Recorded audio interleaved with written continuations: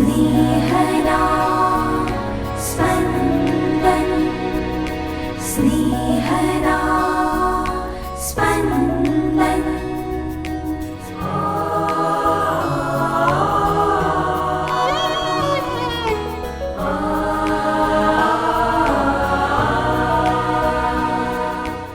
નાતાલ ઋતુના પહેલા અઠવાડિયાનો મંગળવાર. આજના શુભ સંદેશમાં હાન્ના સંસારમાં જીવે છે પણ સંસારના નથી. આખો દિવસ તેઓ મંદિરમાં ગુજારે છે, ઉપવાસ અને પ્રાર્થના કરે છે. નાઝરેતનું પવિત્ર કુટુંબ પણ કેવી રીતે સંસારમાં જીવવું અને છતાં સંસારના ન બનવું એનો શ્રેષ્ઠ નમૂનો પૂરો પાડે છે. સાંભળીએ સંત લુકકૃત શુભ સંદેશ, અધ્યાય 2, કડી 36-40.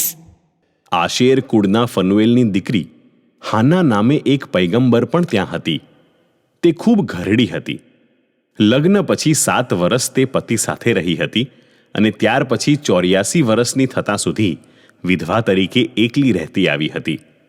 તે કદી મંદિર છોડીને જતી નહોતી, પણ ઉપવાસ અને પ્રાર્થના કરતી રાત દિવસ ભક્તિમાં લીન રહેતી હતી. આ જ ક્ષણે ત્યાં આવી પહોંચીને તેણે ઈશ્વરની સ્તુતિ કરી અને જેઓ યરૂશાલેમની મુક્તિની રાહ જોતા હતા તેમને સૌને ઈસુ સંબંધે વાતો કરી. પ્રભુની નિયમ સંહિતા પ્રમાણેની બધી ક્રિયાઓ પતાવીને તેઓ ગાલિલમાં પોતાને ગામ નાસરેત પાછા ફર્યા. બાળક મોટો થયો તેમ તેમ તેના બળ અને જ્ઞાનની પણ વૃદ્ધિ થતી ગઈ અને તેના ઉપર ઈશ્વરની કૃપા દ્રષ્ટિ હતી. સ્નેહदा સ્પन्दન સ્પन्दન। 7 વર્ષના લગ્નજીવન પછી વિધવા બનનાર હાન્ના ઈશ્વરને સમર્પિત જીવન જીવતી હતી. ઉપવાસ અને પ્રાર્થના એ જ એનો નિત્યક્રમ. ઈશ્વરની કૃપારૂપે એક પૈગંબર તરીકે મુક્તિની રાહ જોઈ રહેલાને ઈસુની વાત કરે છે. આપણે જાણીએ છીએ કે આ પ્રસંગે પૈગંબર સિમિયોન પણ હાજર છે. આમ એક નર અને એક નારી, બંને પૈગંબર ઈસુની આવનાર ખ્રિસ્ત તરીકેની સાચી ઓળખ આપીને તેમની સ્તુતિ કરે છે. આ પ્રસંગ એ વાતનું દ્યોતક છે કે ઈશ્વરની નજરમાં નર અને નારીનો દરજ્જો એક સમાન છે. માનવજાતિની કમનસીબી છે કે માણસે વિવિધ ક્ષેત્રો જેવા કે વિજ્ઞાન, કલા, ટેકનોલોજી, ખેલકૂદ, સાહિત્ય, મનોવિજ્ઞાન, ધર્મોના આધુનિક અર્થઘટન, માનવ અધિકાર વગેરે ક્ષેત્રોમાં આટલી પ્રગતિ કરી છે, પણ આજે પણ સ્ત્રીના દરજ્જામાં સાચા અર્થમાં કોઈ ફરક પડ્યો નથી.